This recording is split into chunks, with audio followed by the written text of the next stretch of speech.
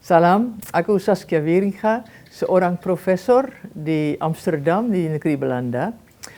Sudah lebih dari 35 tahun aku kerja di Indonesia tentang Indonesia dan terutama melakukan research tentang apa yang terjadi di 65, apa terjadi dengan pembunuhan massal sesudahnya dan juga dampaknya atas masyarakat Indonesia. Studi pertamaku itu adalah tentang Gerwani, gerakan perempuan di Indonesia. Waktu itu gerakan perempuan hampir terbesar di dunia internasional. Dan Gerwani itu memang dulu sangat terkenal, orang itu sangat cerdas dan sangat aktif. Dan dari itu aku mulai akan coba untuk mengerti kenapa sekarang pergerakan perempuan begitu lemah waktu itu di tahun 80-an, 90-an. Sekarang sesudah reformasi, syukurlah sudah lebih kuat. Nah, itu memang pengaruh apa yang terjadi di 65 dan itu sama untuk pergerakan perempuan yang aku meneliti, juga gerakan buruh, gerakan tani, semua itu lemah sekali. Tidak ada orang yang berani, yang bisa, yang kuat untuk mencari keadilan sosial. Nah, itu memang harus dimengerti apa yang terjadi. Dan untuk itu kita bangun juga IPT 65. Aku sebagai ketua Yayasan IPT 65 di Belanda. Ada juga memang bagian di Indonesia. Dan yang kita bermaksud itu adalah untuk pertama bongkar kebisuan tentang apa yang terjadi di 65 dan sesudahnya, cari kebenaran. Kita belum tahu sampai sekarang berapa banyak orang dibunuh, mungkin 1 juta, mungkin 3 juta. Itu bedanya terlalu besar. Itu mesti bisa kita cari kebenarannya lebih luas. Tapi sekarang hanya negara Indonesia memang bisa penelitian seperti itu. Nah, sampai sekarang negara Indonesia belum siap untuk cari kebenaran. Aku rasa ini penting. Bukan hanya supaya korban tahu apa yang terjadi, tapi masyarakat seluruhnya mesti tahu apa yang terjadi. Karena bagaimana kita bisa mencegah sesuatu seperti itu terjadi lagi kalau kita belum mengerti apa yang terjadi di 65 dan sesudahnya. Bukan hanya begitu banyak orang terbunuh, tapi juga ada ratusan ribuan orang yang dikerjakan, melakukan pekerjaan paksa, disiksa, mengalami kekerasan seksual, fisik, apa saja. Mereka mengalami kelaparan, apa saja, dan begitu lama di penjara. Kenapa? Apa itu terjadi? Kenapa mesti begitu? Ya? Kenapa juga itu juga penelitian yang aku sangat tertarik dan aku sangat sibuk untuk melakukannya, itu adalah mana bisa di Indonesia bahwa tetangga saling membunuh, ya. Karena di sini bukan hanya tentara yang membunuh, tapi juga tetangga yang membunuh, ya. Orang yang sama-sama Islam, sama-sama Kristen, sama-sama kepercayaan apa saja yang saling membunuh. Hanya karena beberapa orang dicap PKI, dicap Gerwani, dicap BTI, dan dicap juga ateis, dicap biadab. Mana itu bisa terjadi? Nah, itu memang peranan propaganda begitu besar. Propaganda adalah macam-macam. Pertama yang aku sudah melakukan penelitian tentang itu di tahun 80-an tentang fitnah Gerwani.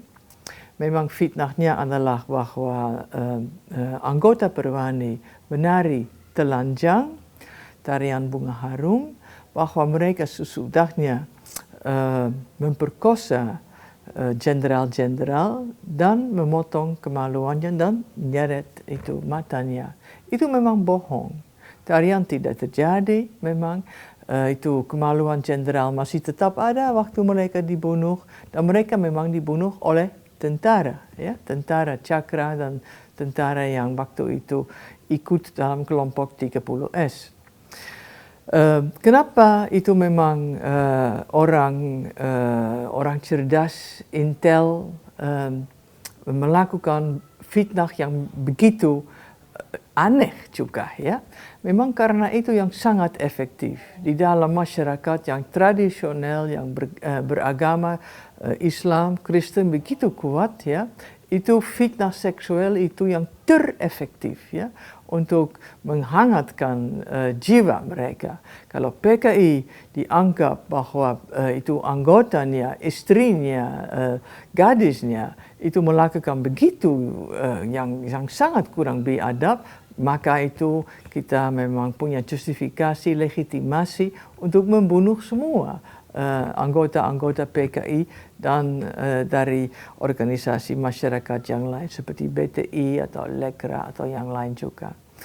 Yang kedua, itu juga PKI dicap sebagai ateis dan anti Pancasilais, ya. Itu memang juga tidak begitu benar.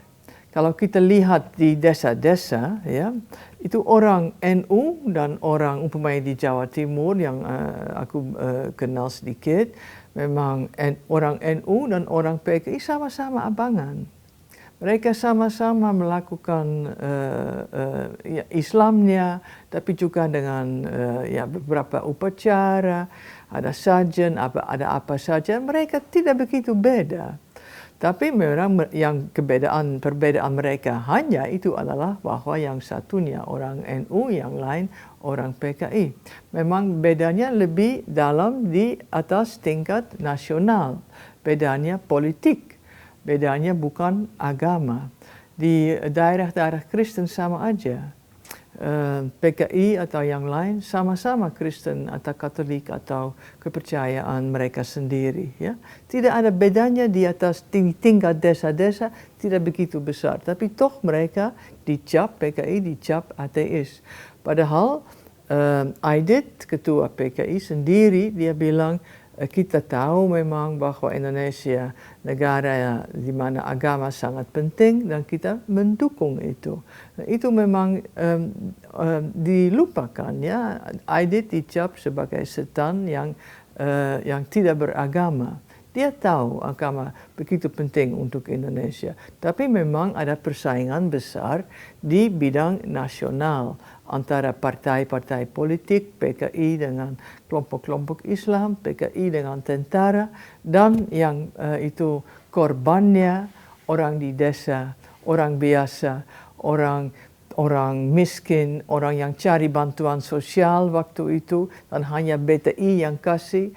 Perempuan yang miskin, perempuan janda, perempuan yang pelacur, dan hanya Kerwani yang membantu mereka, membantu kasih bantuan sosial kepada perempuan miskin itu, yang membantu juga pelacur, karena pelacuran memang juga karena mereka miskin, tidak punya pendapatan apapun, Kerwani yang bantu. Dan oke, mereka ikut, atau juga ibu-ibu dengan anak-anak kecil. Anak-anak kecil mereka masukkan ke TK Melati, terus mereka dicap Kerwani. Padahal kebanyakan orang tidak tahu apa itu Kerwani, tidak tahu apa itu PKI. Tapi toh karena mereka ikut menerima bantuan sosial, mereka ikut kirim anaknya kepada TK Melati, mereka sesudahnya dibunuh, dipenjarakan, disiksa, diperkosa, dan lain-lain. Aku rasa ini sangat kurang adil, dan kalau kita mau menciptakan dunia di Indonesia umpamanya yang betul-betul didasarkan atas hukum, ya, kita harus tahu apa terjadi di 65. Maka itu IPT diciptakan. Dan juga alasan kedua itu adalah bahwa yang terjadi memang waktu itu genosida. Dan genosidenya itu adalah pelanggaran HAM yang terberat. Dan kalau negara sendiri tidak menghandle genosida itu dengan benar, ya, cari kebenaran, kasih rehabilitasi kepada korbannya, dan apa saja lagi, terima apa yang terjadi dan coba untuk mencegahnya. Itu kewajiban dunia internasional untuk mengatasi soal itu, untuk cari kebenaran dan mungkin untuk mengatasi soal itu dan bawa itu ke keadilan. Genosida itu memang begitu penting, ya. Kita di mana-mana sebagai warga di dunia luas wajib untuk kalau terjadi genosida untuk mencegahnya. Itu tidak terjadi. Itu tidak terjadi. Sebaliknya, waktu itu negara-negara Barat membantu Soeharto. Yang terjadi di Indonesia memang itu sesuatu genosida, bukan hanya karena kebanyakan orang yang dibunuh, antara 1 dan 3 juta, tapi ada alasan lain. Alasan pertama itu adalah bahwa ada intent untuk to destroy, menghabiskan, ya. Ada kemauan untuk habiskan. Bukan itu tidak terjadi sengaja, ya, tapi dengan intent untuk habiskan, membumi hanguskan PKI. Itu pertama. Dan itu kedua itu adalah dengan kejadian itu seluruh struktur masyarakat Indonesia berubah. Itu bukan sesuatu kelompok yang terisolasi. Itu kelompok yang sangat itu di dalam ya, inti pusat masyarakat, ya, dan seluruh masyarakat berubah. Yang sejarahnya ditulis lagi, ya, umpamanya yang terjadi di Madiun 48 itu sangat dimunculkan karena waktu itu memang PKI yang salah, ya, tapi DI dan TII yang pemberontakan Islam tidak dianggap begitu penting. Maka itu kalau PKI salah itu dianggap penting, kalau Islam salah itu dianggap kurang penting. Sama dengan PRRI dan Permesta. Maka itu sejarahnya sudah dirubah, ya. Dan waktu itu masyarakat di waktu itu juga sama sekali berubah, ya. Bukan hanya karena presiden, ya, digulingkan, tapi juga karena Pancasila sendiri, ya, itu dirubahkan karena memang sila yang kelima itu adalah keadilan sosial. Sesudah itu tidak mungkin lagi untuk bicarakan memperjuangkan keadilan sosial. Maka waktu itu karena gerakan perempuan hilang, gerakan buruh hilang, gerakan tani hilang, ya, semua aktivitas sosial hancur, ya. Dan ketiga karena masa depan masyarakat itu juga berubah.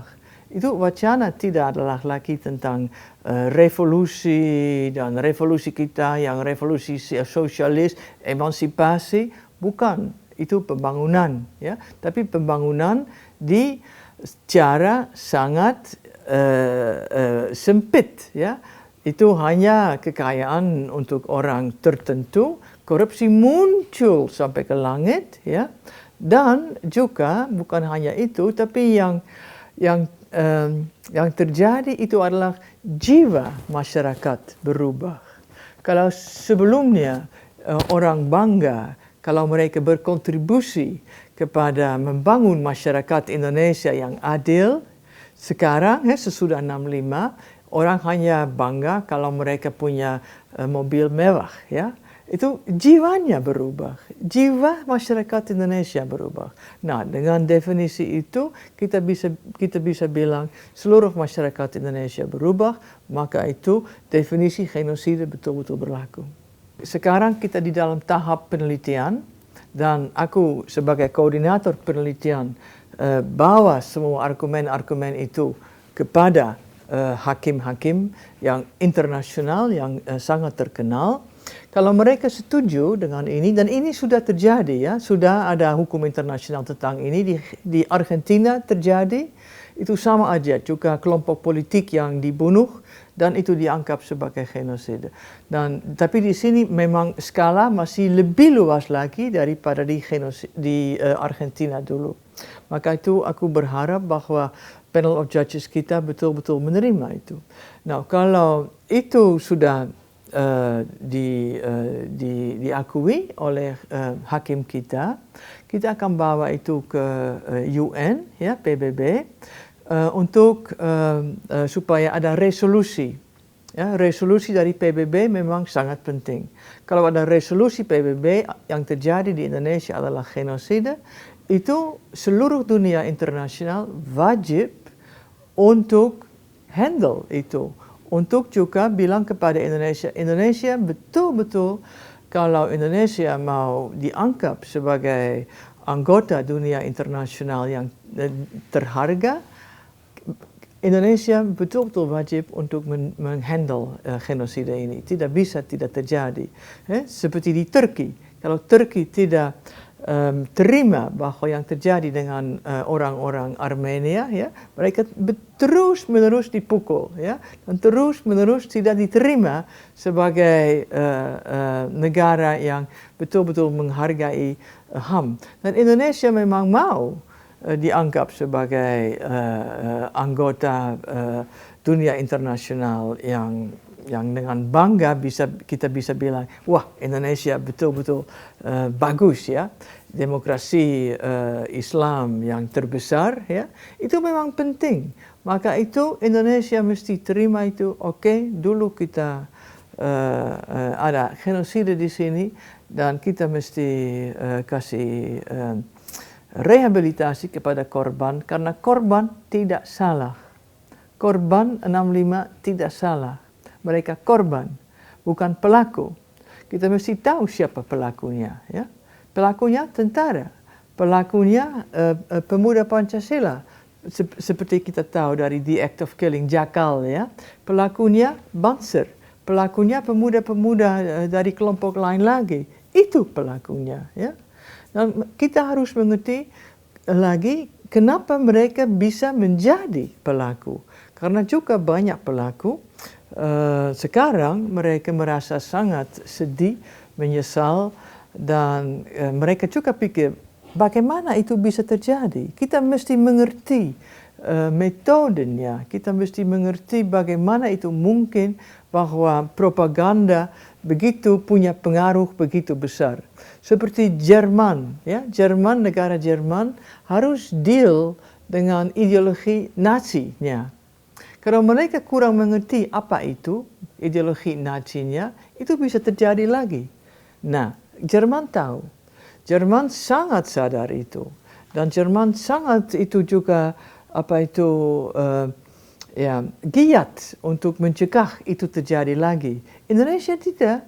Indonesia tidak, sampai sekarang masih ada kelompok-kelompok seperti FPI dan kelompok lain-lain lagi yang bilang, wah, itu ada PKI baru. Padahal sama sekali tidak. Dan mereka punya simbol-simbol Palu Arit. Tidak ada, tidak dipakai. Mereka membohongi masyarakat Indonesia lagi. Yang sama yang terjadi di 65 terjadi sekarang lagi. Dan mereka mengintimidasi, memukul, membubarkan pertemuan. Dan negara tidak buat apa-apa. Jokowi diam. Polisi diam. Semua diam. Padahal itu korban, itu manusia, ya, itu warga Indonesia. Mereka mesti kalau ada ancaman kekerasan, mereka mesti dilindungi seperti semua warga Indonesia kalau ada kekerasan, ya. Indonesia punya hukum. Indonesia punya undang-undang macam-macam, semua dengan baik, ya. Kenapa? Kenapa tidak ada perlindungan kepada korban itu? Ya, mereka korban. Mereka masih merasa kurang aman. Mereka merasa stigmanya, ya, masih dibawa oleh anak cucu mereka. Nah, itu kita mesti berubah. Kita mesti tahu, okelah, itu terjadi. Kita mesti mengerti apa yang terjadi supaya nanti di masa depan kita itu tidak bisa terjadi lagi. Itu penting. Dan kalau Indonesia sendiri tidak memperlakukan itu, dunia internasional akan membantu Indonesia. Mudah-mudahan tidak usah. Mudah-mudahan negara Indonesia bisa melakukan itu sendiri. Itu memang yang terbaik.